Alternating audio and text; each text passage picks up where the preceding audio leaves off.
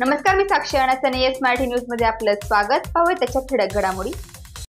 Sweep अंतर्गत उपक्रम काल दिनांक 16 मार्च 2024 रोजी माध्यमिक लोकशिक्षण मंडळ सिन्नर संचालित SG पब्लिक स्कूल प्राथमिक विभाग सिन्नर व तहसील कार्यालय सिन्नर पंचायत समिती शिक्षण विभाग सिन्नर यांच्या संयुक्त विद्यमानाने शाळेमध्ये संस्थेचे सेक्रेटरी मान्य राजेश गडाख साहेब व प्राथमिक विभागाचे मुख्याध्यापक मान्य कुदळे सर यांच्या मार्गदर्शनाखाली शाळेत मतदार जागृती अभियानाअंतर्गत शाळेतील शिक्षक श्री बापू चतुर, पद्मा खडाक मॅडम, प्रज्ञा खुळे मॅडम यांनी नियोजन केले होते. कालच्या दिवसाच्या उपक्रमाअंतर्गत मी मतदान करणारच सेल्फी पॉइंट कुंदेवाडी येथे बाईक रॅली गाडीला मतदार जागृती घोषवाक्य लावून मतदान करण्याबाबत जनजागृती केली.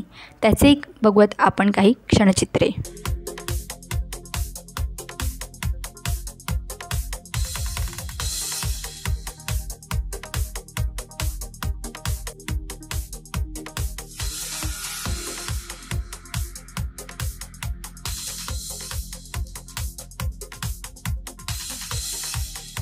येस मराठीसाठी तालुका प्रतिनिधी सिन्नर.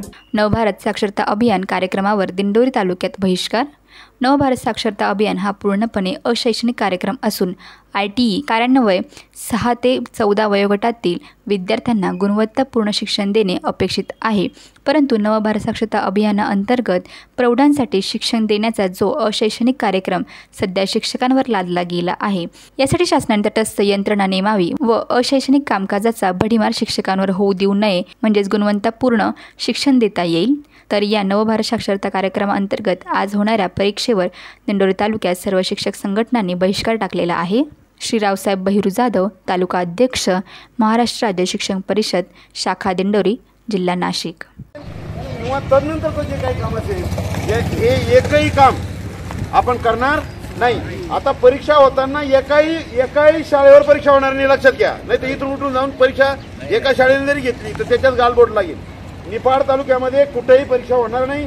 आणि आम्ही जे जिल्हा पातळीवरती आणि राज्य पातळीवरती काम करणारे जे पदाधिकारी आहेत, जे इतर तालुक्यात असं घडून आणण्याचा आम्ही पुरेपूर प्रयत्न करतो आणि तसं घडेलच. अशा पद्धतीनुसार एकदा याच्यावरती बहिष्कार टाकल्यानंतर पुन्हा ते आपल्या वाट्याला यायला नको. जर आता तुम्ही बहिष्कार केला नाही तर हे 2027 पर्यंत विनाकारण घोंगड भिजत राहील, लक्षात घ्या.